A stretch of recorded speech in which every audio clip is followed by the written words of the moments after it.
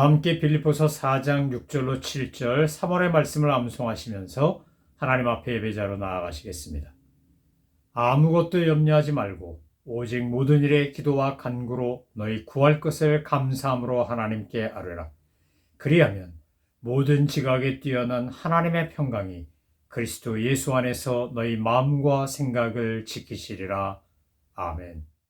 찬송가 부름받아 나서니 우리 가사를 묵상하며 소명을 가지고 부르심에 응답하는 마음으로 함께 찬양하시겠습니다.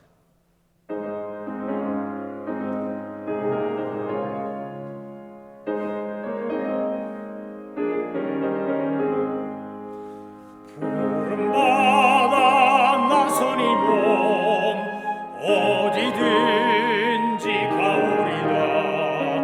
괴로우나 즐거우나 주만 따라가오리니 어느 누가 막으리까.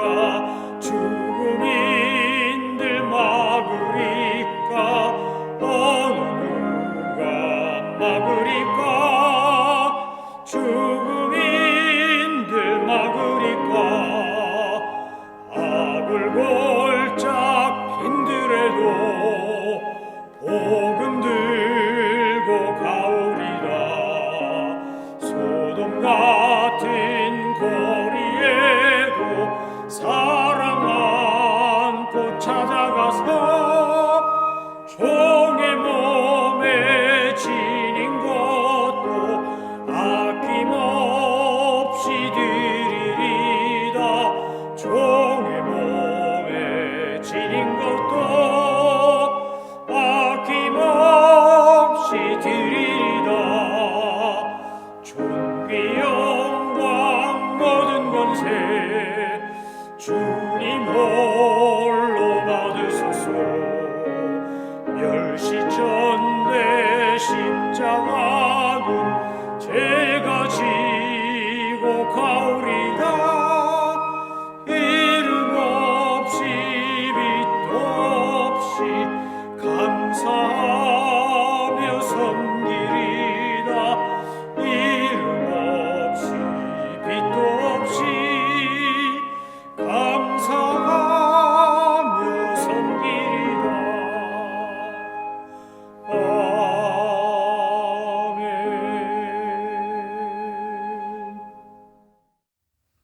오늘 하나님께서 우리에게 주신 말씀은 에스겔서 2장입니다. 에스겔서 2장. 그가 내게 이르시되 인자야 네 발로 일어서라. 내가 내게 말하리라 하시며 그가 내게 말씀하실 때에 그 영이 내게 임하사 나를 일으켜 내 발로 세우시기로 내가 그 말씀하신 자의 소리를 들으니 내게 이르시되 인자야 내가 너를 이스라엘 자손 곧 패역한 백성 나를 배반하는 자에게 보내노라. 그들과 그 조상들이 내게 범죄하여 오늘까지 이르렀나니 이 자손은 얼굴이 뻔뻔하고 마음이 굳은 자니라. 내가 너를 그들에게 보내노니 너는 그들에게 이르기를 주 여호와의 말씀이 이러하시다 하라. 그들은 패역한 족속이라. 그들이 듣든지 아니 듣든지 그들 가운데 선지자가 있음을 알지니라. 인자야 너는 비록 가시와 찔레와 함께 있으며 전갈 가운데 거주할지라도 그들을 두려워하지 말고 그들의 말을 두려워하지 말지어다. 그들은 패역한 족속이라도 그 말을 두려워하지 말며 그 얼굴을 무서워하지 말지어다. 그들은 심히 패역한 자라.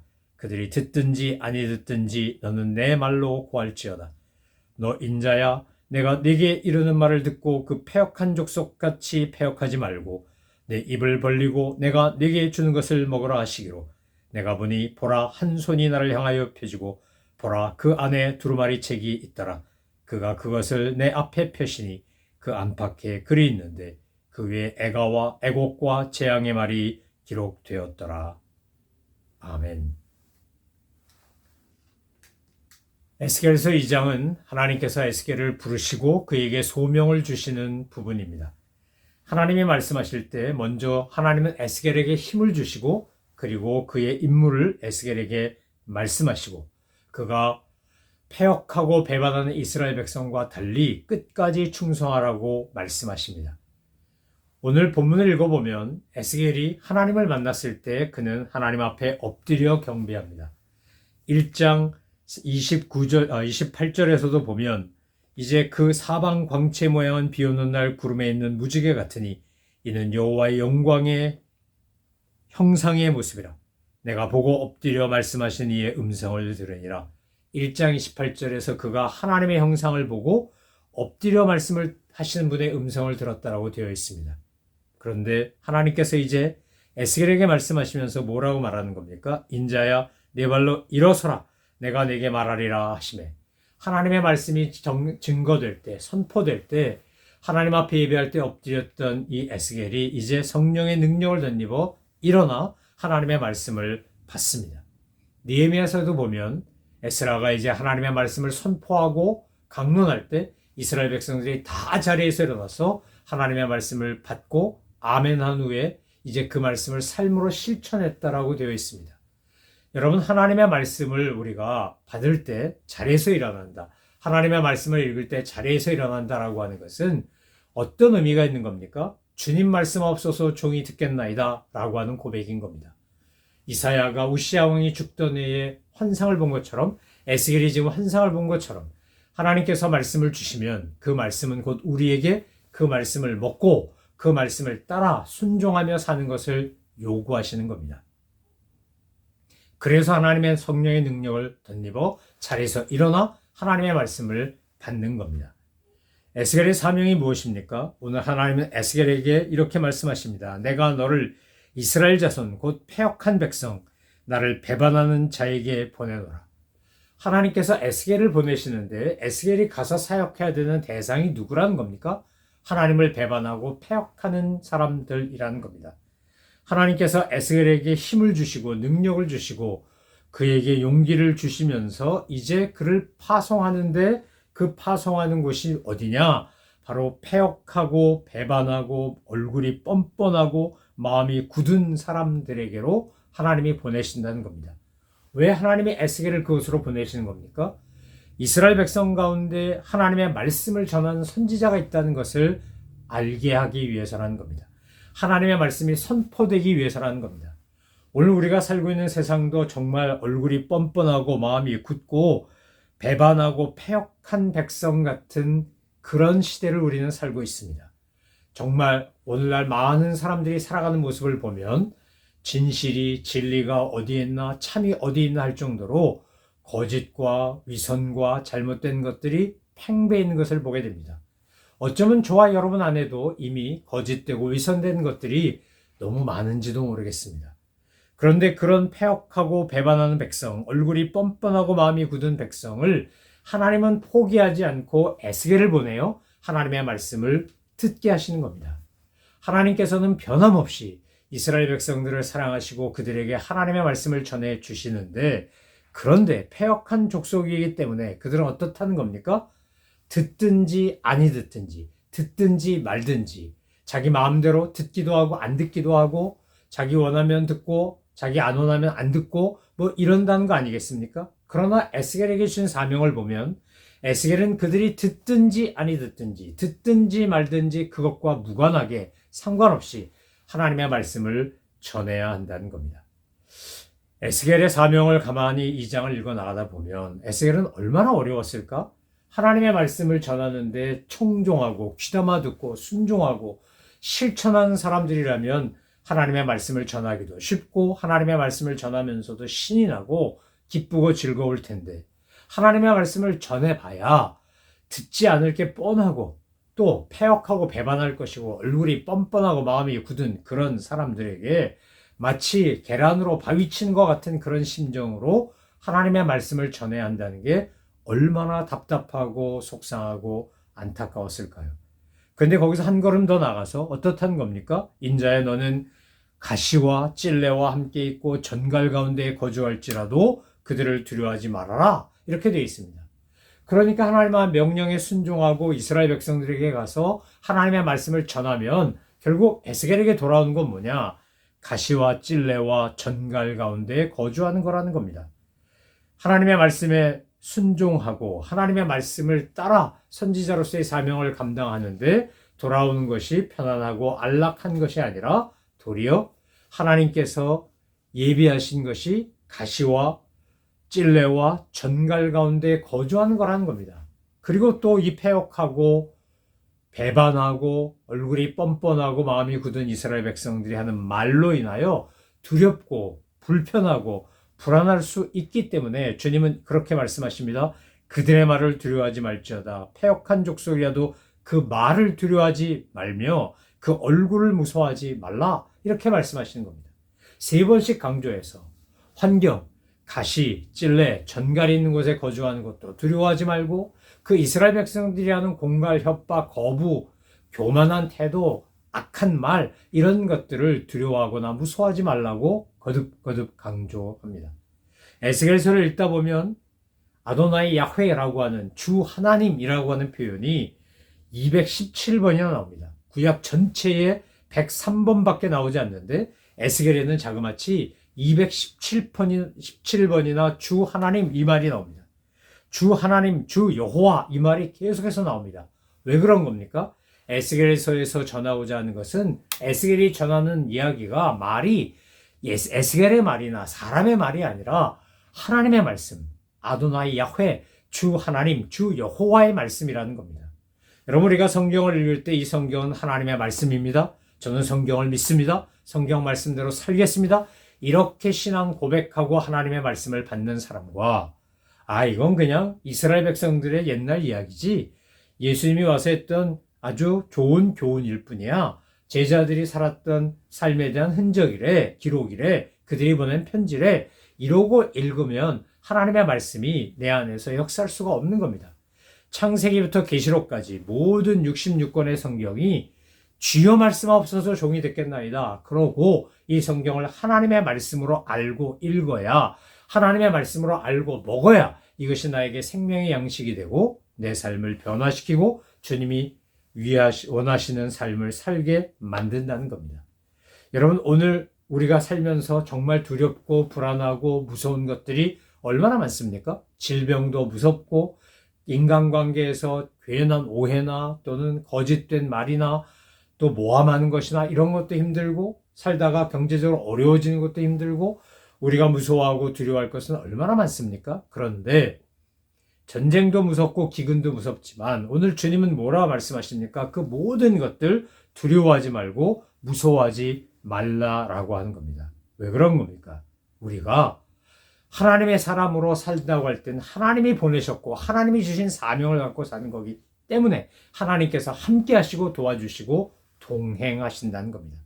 내가 비록 가시와 찔레와 전갈 가운데 거주해도 나를 위협하고 거부하고 조롱하고 멸시하고 모함하고 핍박한 사람들 속에 그 악한 말 속에 있다 할지라도 내가 두려워하지 않고 무서워하지 않을 수 있는 이유는 나를 보내신 이가 하나님이시고 나를 지으신 이가 하나님이시고 나를 선택하시고 도우시고 역사하신 분이 하나님이시기 때문이라는 겁니다.